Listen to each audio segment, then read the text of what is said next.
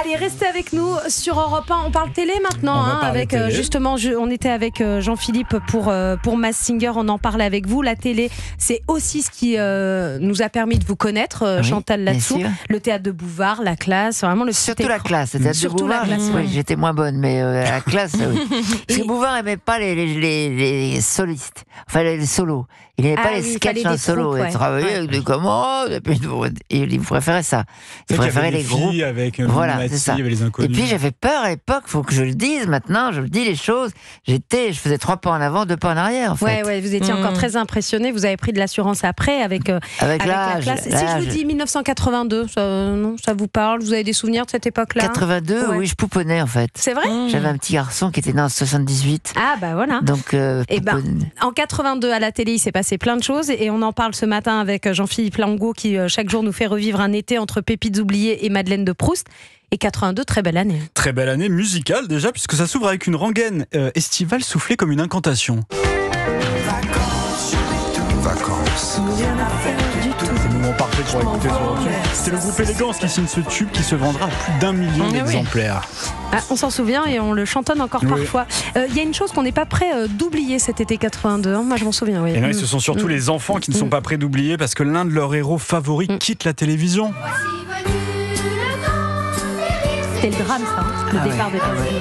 L'île aux enfants de Casimir referme ses portes et Casimir justement emporte avec lui cette mystérieuse recette du Gloubi-Boulga, une aventure qui aura duré 8 ans avec près de 1000 épisodes diffusés sur TF1.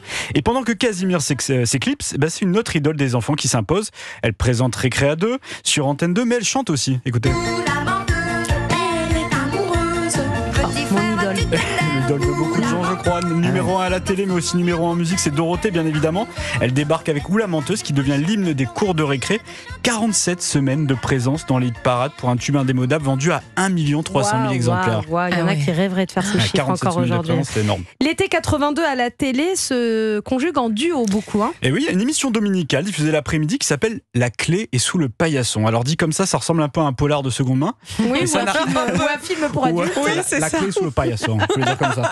Mais ça n'a rien à voir. C'est une émission d'accueil estival assurée par Evelyne Delia et son complice Bernard Gollet. Au menu, il y a tout. Il y a du jardinage, du bricolage, des chansons et il y a même une série américaine dans laquelle on retrouve un couple qui va très vite devenir culte.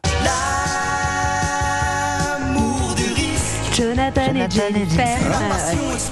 Vous regardiez ça, Chantal là-dessous? J'aimais bien ça. C'était bien. C'était bien, Jennifer et Jonathan Hart, les justiciers milliardaires de l'amour du risque qui arrivent en force sur TF1 à cette époque-là. Et 82, c'est musical comme année. C'est une très bonne année pour le vin, c'est une très bonne année pour la musique, 82. Exactement, puisqu'on parlait du groupe Élégance il y a quelques instants, mais c'est un autre groupe que l'on découvre cette année-là. Chacun fait ce qui lui plaît. Précipice et tout bout. Précipice, on s'en fout. Chagrin d'amour et ce titre un peu dans le même style que Vacances j'oublie tout. C'est vrai que ça ressemble. Et c'est des tubes qui vont rythmer la toute première fête de la musique qui est lancée le 21 juin 82 par le ministre de la Culture Jack Lang. Alors rythmé, je suis pas certain parce que sur FR3 par exemple, la chaîne ouvre son antenne à un grand concert, mais attention, rien à voir avec les amplis saturés d'aujourd'hui. On va retrouver des chorales presque solennelles qui interprètent entre autres l'Ode à la joie ou ce succès de Nana Mouskouri.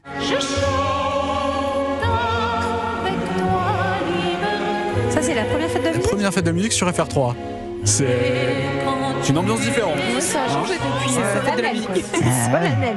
Bon, c'est dans une ambiance beaucoup moins festive. Alors là, c'est le drame. Alors là, que se déroule la Coupe du Monde 82. Ou comment une demi-finale entre la France et l'Allemagne est devenue un traumatisme national. Une agression, vous voulez dire. Exactement. Le gardien allemand, Harald Schumacher, percute le Français Patrick Battiston en plein vol, hanche contre tête.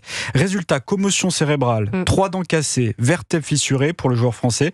Battiston est évacué inconscient et l'arbitre dans tout ça, rien. Pas de carton, pas de faute, pas de pénalty. Et Jean-Michel Larquet, qui commente alors le match, est totalement hors de lui. Il est fou ce Schumacher, honte à vous monsieur l'arbitre. C'est une image qui a choqué la France en 1982. Moi c'est l'année de ma naissance, mais je m'en souviens encore parce qu'on en a beaucoup parlé, ça avait beaucoup choqué les Français. Mais au milieu de ces malheurs, il y a un groupe américain qui réalise une vraie performance pour terminer l'année 82 en beauté. Et oui, alors que le disco commence à être un petit peu pointé du doigt, voire jugé un petit peu has-been, il y a une chanson de 1967 qui est remise au goût du jour en version disco par le groupe Boys Town Gang et elle fait danser le monde entier.